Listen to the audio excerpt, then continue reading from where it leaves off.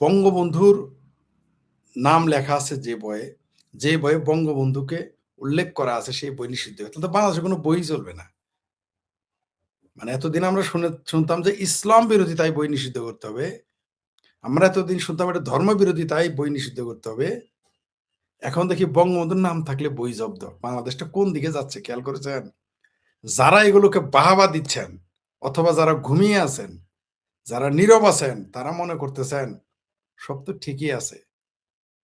ভাইরে ভাই, এমন কান্না কানবেন কিন্তু তখন আর কান্নাকাটি করে ফায়দা হবে না।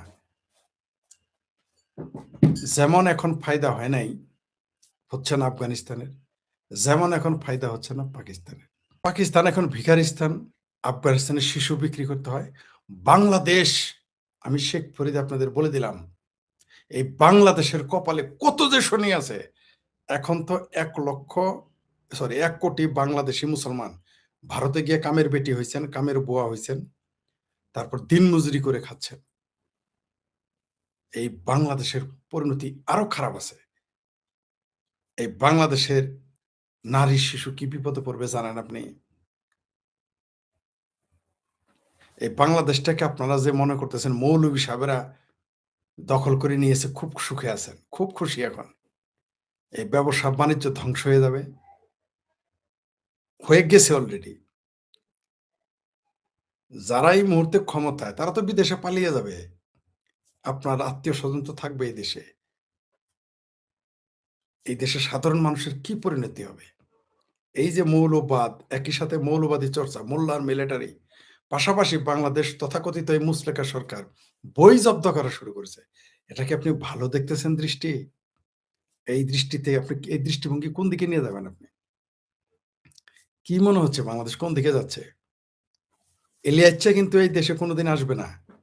প্যানিক ভট্ট কোনোদিন কিন্তু এই দেশে আসবে না। গিদর ফারুকি, শুয়োর ফারুকি কিন্তু বউ বাচ্চা নিয়ে ভাগছে। আলী রিয়াজ কিন্তু ভাগছে। রজার খলিল, ব্লেজার খলিল ভাগবে। তারেক রহমান লন্ডন চলে যাবে। জামায়াতের আমির আবার পাকিস্তান পালাবে, যেমন গোলাম আজম পালিয়েছিল। সামারের দেশের সম্পাদক মাহমুদুর রহমান কিন্তু আবার পালিয়ে চলে যাবে তুরস্কে। এমনকি বাংলাদেশের কিছু কিছু মানুষ তারা পেয়ারা পাকিস্তানেরও ভারতেও পালাবে, গিয়ে থাকবে বিহারীদের কলোনিতে। সাধারণ মানুষ কোথায় যাবে ভাই? এই দেশটাকে আপনারা কোন দিকে নিয়ে যাচ্ছেন একটু কি ভেবে?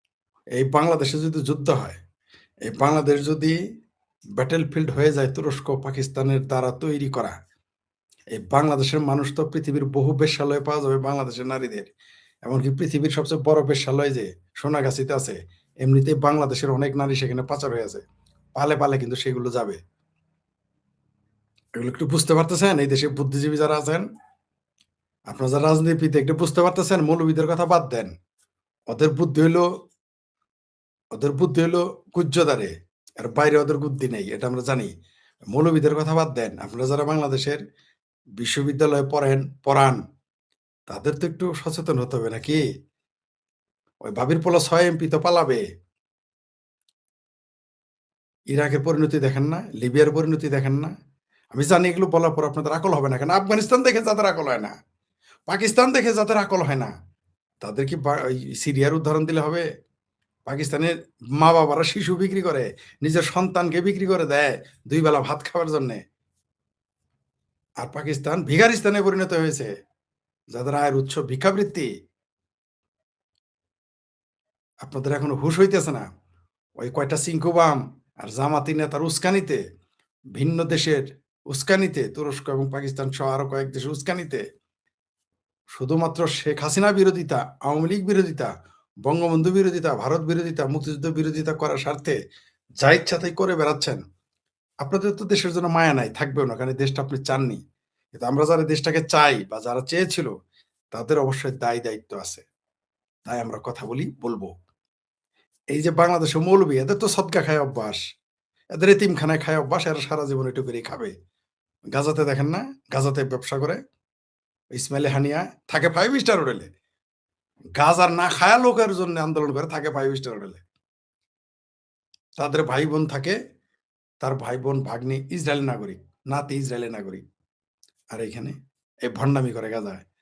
তো এই গাজার ১৮ লাখ ১৭ লাখ মানুষই কিন্তু ভাতে মারা গেছে। আপনারাই বলছেন। এই বাংলাদেশে ১৮ কোটিকে কে ভাত দিবে? কার দায় পড়ছে? এত টাকা পড়ে নাই তো।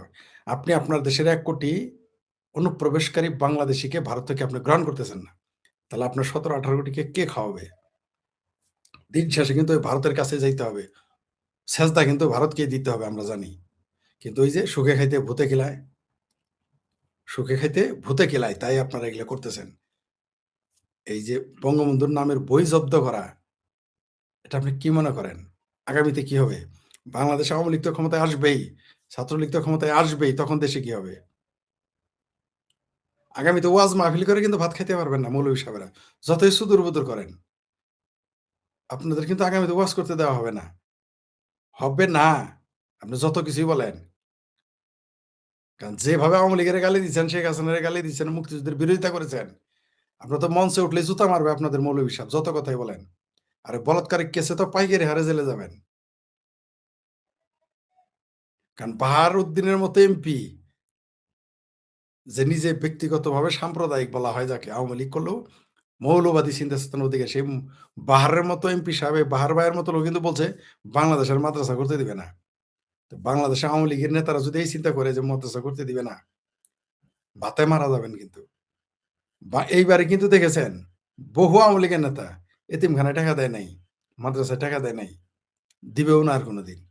এমনকি বিএনপিরও কিন্তু আপনারা চুলকাইতেছেন। বিএনপি কিন্তু বুঝে গেছে যে মৌলবীরা কত বড় ফাত্রা। এরা ১ম এ থাকে দুর্বল, খেয়ে দেয়ে বড় হয়। তারপরে নিজেই ফ্রাঙ্কেনস্টাইন হয়ে যে তাকে তৈরি করছে তাকে খেয়ে ফেলে। যাই হোক সেটা অন্য বিষয়। এই যে বিএনপি যারা করেন বা এই সরকার, এই যে বঙ্গবন্ধুর নাম লেখা, শেখ হাসিনার নাম লেখা বা তাদের নিয়ে লেখা বই জব্দ করলেন। এখন কেন এখন আমাদের ইয়ে কোথায়? কি বলে? আমাদের বিশ্ব সাহিত্য কেন্দ্রের এই লোকটা এখন কোথায়? বুদ্ধিজীবী আনু মোহাম্মদেরা কোথায়? সব বড়, বড় দেশের বুদ্ধিজীবীরা এরা কোথায়? এটা একটু ভয়। কিন্তু এরা দেখবেন চেঁচামেচি করা শুরু করবে। আওয়ামী লীগ যদি এই কাজটা করতো এতক্ষণ দেখতেন একেবারে শাহবাগ গরম হয়ে যেত। এই বামপন্থীরা মাঠে নামতো। এই বদমাইশগুলো সব নেমে যেত। মোল্লারাও নেমে যেত। ফলাফল একটু ভালো হচ্ছে না, এগুলো ভালো না। দেশের জন্যে এগুলো খারাপ পরিণতি বয়ে আনবে। ভয়াবহ পরিণতি বয়ে আনবে। বাংলাদেশের বুদ্ধিজীবীরা যে বঙ্গবন্ধু বিরোধী আপনাদের বলতাম বিশ্বাস করতেন না। খালি মৌলবীরা না, শুধুমাত্র মোল্লা মৌলবী না, মোল্লার মিলিটারি না। যখন আওয়ামী লীগ ক্ষমতায় ছিল না ওরাও নাকি সাওয়া ক্লাব ওরা কিন্তু মুক্তিযুদ্ধের বিরাট বড় ঘর বানাইতো আপনি জানেন? ২১শে বই মেলা রাওয়া ক্লাবের শত, শত বই মুক্তিযুদ্ধের উপরে। বঙ্গবন্ধুর বই নেওয়া শেখ হাসিনার বই নিয়ে পইড়া থাকতো। রাওয়া ক্লাবেও করতো। সেই রাওয়া ক্লাবের সেই লোকগুলো এখন কোথায় সাওয়া ক্লাবের? সেই রিটায়ার্ড আর্মিরা কোথায় যারা বঙ্গবন্ধুর বই নিয়ে তেল মারতেন তারা কোথায় এখন? এখন উলাবিলাই লীগ ওলামার লীগ কোথায়? এখন বাংলাদেশের বুদ্ধিজীবীরা কোথায়? এই যে পত্রিকার সম্পাদকেরা কোথায়? শফিক রেহমান, কেহমান, তারপর বদরুদ্দিন উমর তো মারাই গেছে ওটা বাদ দেন। আরো যারা বুদ্ধিজীবী আছে তারা এটা প্রতিবাদ করলেন না কেন?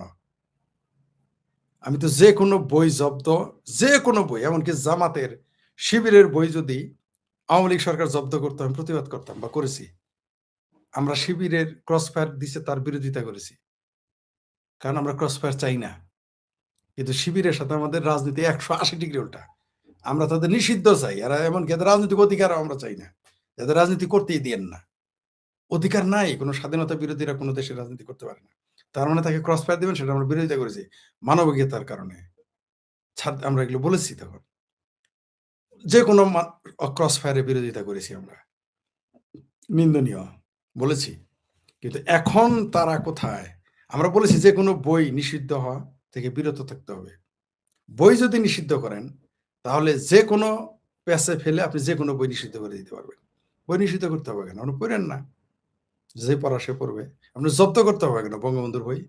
আপনি বঙ্গবন্ধুর বই জব্দ করেন নাই। আপনি বাংলাদেশটাকে জব্দ করে ফেলেছেন এই সরকারকে বলছি। আর ফলাফল আপনাদের ভুগতে হবে। আপনাদের ভুগতে হবে। এই দেশ আপনি দখল করে নিয়েছেন যদি মনে করেন যে ওয়াকার আর ডক্টর ইউনূস আপনাকে লিখে দিয়ে গেছে তাহলে ভুল হবে। এটা ওয়াকার আর ডক্টর ইউনূসের মায়ের ভাতারের দেশ না। এটা বাংলাদেশের যারা স্বাধীনতার পক্ষে তাদের দেশ। এটা বঙ্গবন্ধুর দেশ, লাল সবুজের পতাকার দেশ। এটা শেখ হাসিনার বাপের দেশ, শেখ রেহানার বাপের দেশ। এটা বাংলাদেশ আওয়ামী লীগ পয়দা করছে এই দেশ। আপনি সেই দেশে নিষিদ্ধ করবেন, বঙ্গবন্ধুর বই জব্দ করবেন। আর মনে করবেন আপনাদের কিছুই হবে না যদি এটা মনে করে থাকেন, তাহলে বোকার স্বর্গে বাস করতেছেন। অবশ্যই বোকার স্বর্গে বাস করতেছেন। এর রিটার্ন আপনাদের পেতে হবে। আপনারা মনে করেন না ওয়াকার আপনাদের ইউনুস আপনাদের লিখে দিয়ে গেছে, আর ব্লেজার খলিল আপনাদের লিখে দিয়ে গেছে, এই দেশে আপনারা থাকবেন, আর কেউ থাকতে পারবে না। আপনাদের সমস্ত কথাই চলবে, আর কারো কথা চলবে না। আপনাদের লেখা বই, আপনাদের লেখা পত্রিকা চলবে, আপনাদের কথায় টিভি চলবে। এই দিন কিন্তু বেশি দিন থাকবে না। আওয়ামী লীগের আমলে কিন্তু সংসদে দাঁড়িয়ে শেখ হাসিনাকে গালি দিত। আওয়ামী লীগের আমলে সংসদে বসে বঙ্গবন্ধুকে ফেরাউন বলে গালি দিত, নমরুদ বলে গালি দিত। টিভিতে টকশোতে সারাদিন গালি দিত। আর সেই আওয়ামী লীগ স্বৈরাচার আপনাদের কাছে। আর এখন বই জব্দ করেন। জয় বাংলা স্লোগান দিতে দেন না। আওয়ামী লীগ নিষিদ্ধ, ছাত্রলীগ নিষিদ্ধ। মিছিল করতে দেন না তাদের। এখন আর গণতন্ত্র খতরাবে না। কিন্তু আপনারা স্বৈরাচার।